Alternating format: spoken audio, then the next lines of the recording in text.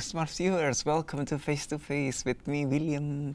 And as usual on every episode, I'm gonna discuss about various topics. And for this episode, I'm gonna talk about more into how to share stories, rise from failure, with and also about mental health issues. Yeah. But for this segment, I'm gonna give several tips about how to rise from your failures and also to try to manage your mental health. Yeah. So the first tips is that you kind of have to learn from your failures. So there is a lesson to be learned each time you fail. So discover what this lesson is and keep it in mind during future attempts at success. So if you don't learn from your failure, you'll keep repeating the same mistakes. And the second one is to forge ahead. So it's completely normal to feel like giving up when you're first hit by failure. The most important part of failure is what you do afterwards. So strive to have confidence in yourself, and this experience may very well be your last step before you reach great success. Yeah. And the third one is you have to surround yourself with good people. So it's a good idea to be surrounded with like-minded and positive people. So this is especially important when you're dealing with negative emotions that may accompany failure. So those are some of the quick tips that you can apply to to manage the feeling of rise from failure. And for the next segment, I'm going to invite a special guest related to sharing stories and to rise from failure. It's a project by Bounceback project. Yes, so be sure to stay tuned to Face to Face.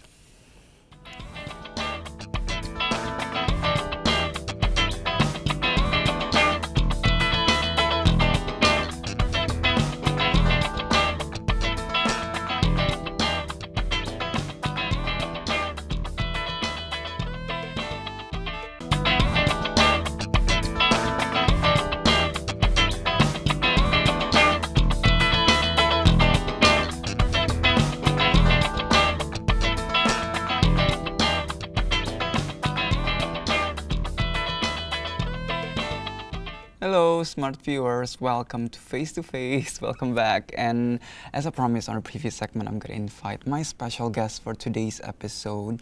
And she is from Bounceback project. Say hello to Putri. Hello, welcome to the show.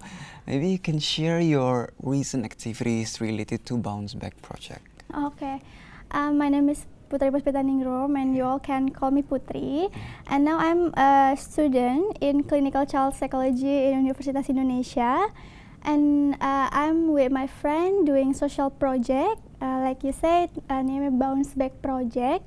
Bounceback project is a social community, non-profit community, who has three missions. And first is become a safe space to everyone who want to share their stories about happiness, about sadness, about failure, and anything. And second, that is a safe space to give and get support from each others. And the third mission is become a good circle, good friend to learn about mental health, especially in resilience topics. Oh yeah, so this social project focuses more on mental health, yeah, and about as a platform to share stories. And maybe you can share also how you the process of establishing this social project Bounceback. Okay, how I established it. That come from my experience and my opinion. Maybe if everyone has their time to failure, to sad, and have experience that makes them desperate, maybe anxious and anything. But that's not the point of this life. That's not about how you hit the bottom, but how you bounce. And then I invite my friend to doing this social community. That why not we learn together about how to bounce back. Like that. So it's about perseverance, about internal motivation. Yes. Yeah. like that. And it's quite an uncommon topic also for, especially for Indonesians to talk about mental health, because, like, if people talking about, mental health, they assume that, oh, you're in some kind of crazy something. Yes, like disorder, that. mental health disorder and problems. I think mental health is something so wide topic, that there are disorder, but there are positive psychology, we call. One of the topic in positive psychology is resilience.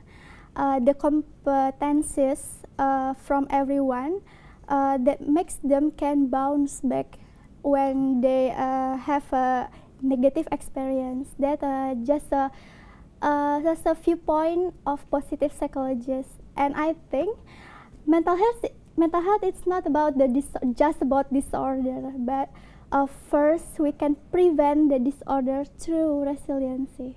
Oh yeah, and so could you like describe, the activities of Bounceback project and how it consists of the members, Okay.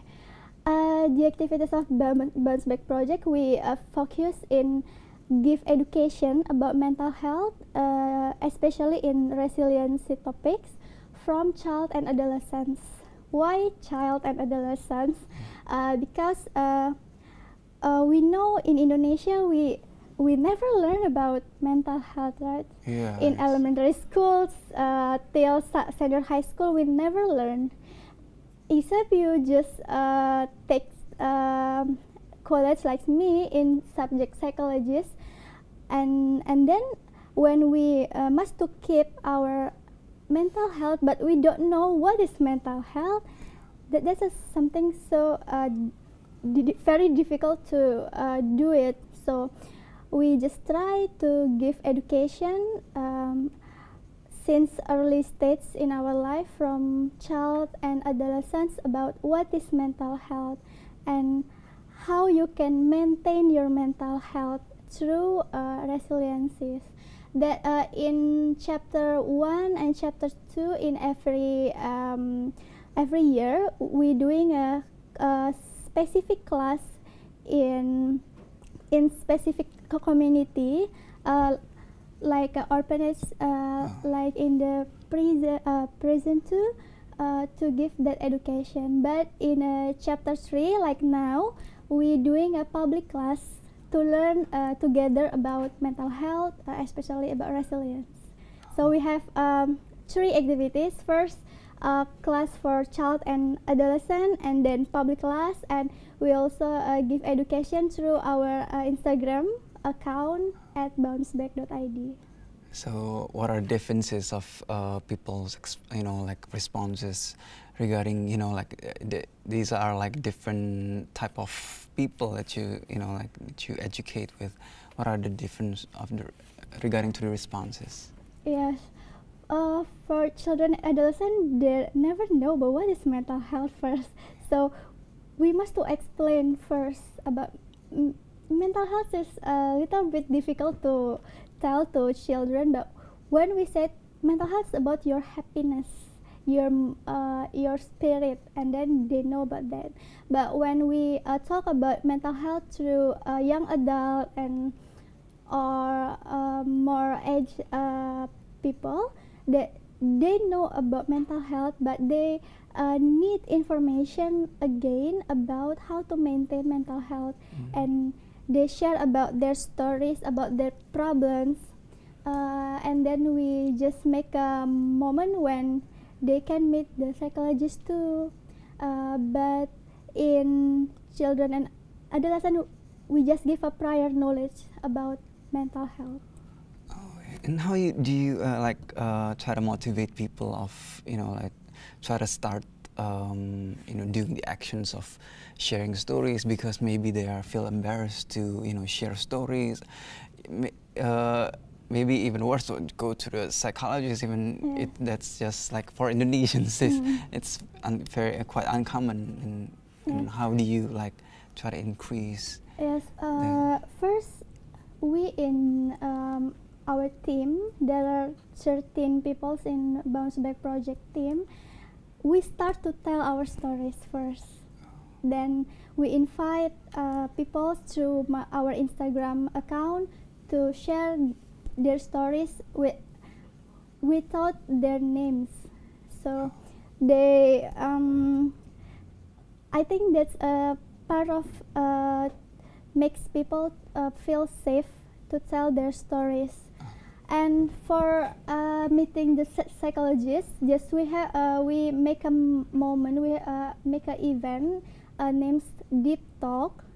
That's once every month for who want to meet the psychologist and who want to know who is psychologist and how psychologists can help us to solve our problem, and they can come to our event, and that's for free.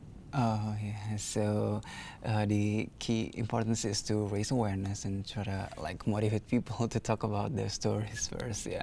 So the discussion is getting more interesting, but we're gonna have to take a little break. So be sure to tune in to Face to Face.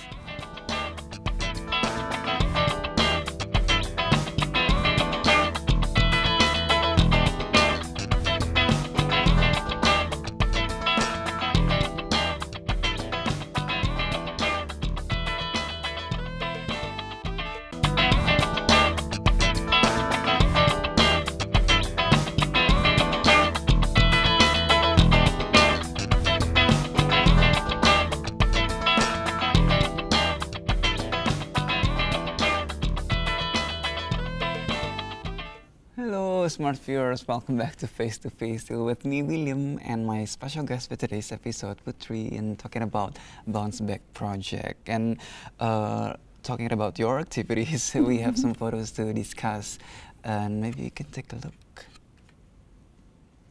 Okay. We can share about this photo.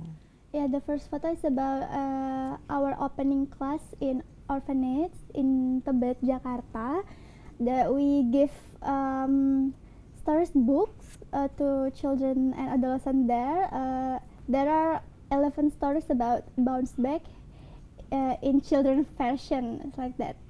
Oh, so designed by your team? Yeah, designed by my Bounceback team. project team. Collaboration with another illustrator. Oh yeah. Oh, so it's with pictures, and so it's easier to digest. Yeah. Yeah. And we can discuss about this photo. Okay, they are our mentor in chapter 2. When we did class for children adolescents, there are some mentors who give the who guide the activities with the children, who listen the stories from children, and then there is our training class from mentor. We hope with the training class,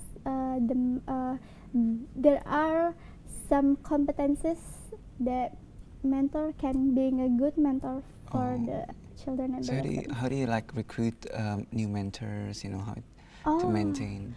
We always do the open recruitment for chapter 1 and chapter 2 if you want to be a mentor.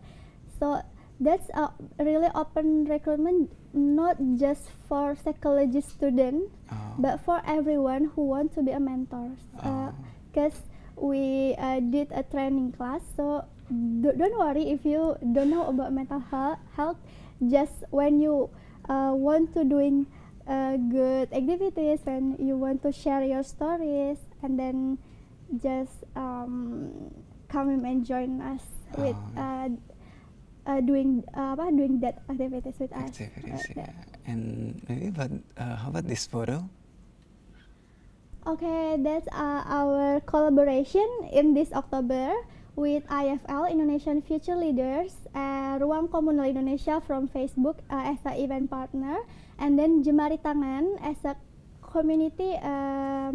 There are so many psychologists join in Jemari Tangan, and we create a safe space to everyone who wants to share their stories in deep talk version, and they can share their stories, they can give their support to each other, and they get other stories, and they get support from others.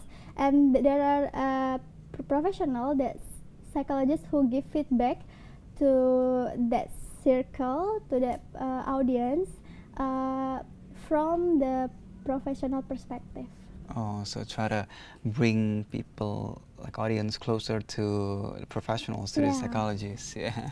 So maybe people who feel, you know, like embarrassed or kind of like afraid to talk, maybe they can talk. Yeah. Yeah. And let's get back to the discussion about, you know, like for, you know, like people, like maybe they have different kind of values or opinions, or kind of like tendency to bounce back from their problems. And how do you like give education to people, you know, like with the variety of personalities, you know, like that? Okay,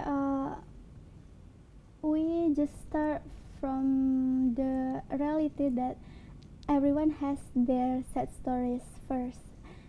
Everyone have do the wrong things. Everyone have their depression phase and anxious too, but we start to make things being the good things so we just tell them to try to doing good things, and then try to learn together with us about bounce back, just to give not just about to give spirit and or semangat, ya, not just about that, but we just open to listen first, and then open to share our stories, and then we learn to make a meaning from our problems and make a strategies to do the better things forward. Oh, and also talk about, you know, like the opinions about the importance of mental health, and how do you think about the importance of mental health in, especially in Indonesia? Okay, especially in Indonesia, I think we have big problems about awareness in mental health, but we can increase our awareness about mental health, because there are no difference mental health and physical health. That the first we must to know, because when we just have a physical health but we don't have a mental health, we just like a human with our body, but there are no happiness, no spirit, no drive. Like a zombie. Yeah, like a zombie, right? Yeah, like that. And then we just think first, like when we keep our physical health from a child for early stage in our life, why not we keep our mental health too from early stage of our life? Oh, and maybe there are some interesting stories that you can actually share about, especially with maybe handling trauma, or, you know, like difficult problems. Maybe you can share one of the story. Okay. I think when so many stories come from to us, and every story is special to us. Every story has a meaning. Every story has a spirit. But from us, we just have a 2 point to bounce back. First, you know yourself, your emotion, your happiness too, and you know what is kind of things that make you feel happy. And then the second is you know your support system, because when you can't to solve your problem with yourself, seeking help is a good choice. Why not? And you have friends, you have family, you have us. There are so many community who will welcome to you if you have mental health problems. When you know yourself and you know your support system, and you always can bounce back. Oh yeah. And so what do you expect on the activities of Bounceback project in the near future? Wow. First, we want to make people just brave to tell their stories, especially their problems, that first. Because honestly, to tell stories is not too easy to some people, right? There's also need brave, need support to tell your stories. And then we think we have a campaign hashtag my Bounceback stories. We invite people to tell their stories with anonymous or with their names. And then telling stories is one step to seeking help. And then when you know you need help, and we can tell you who can help you.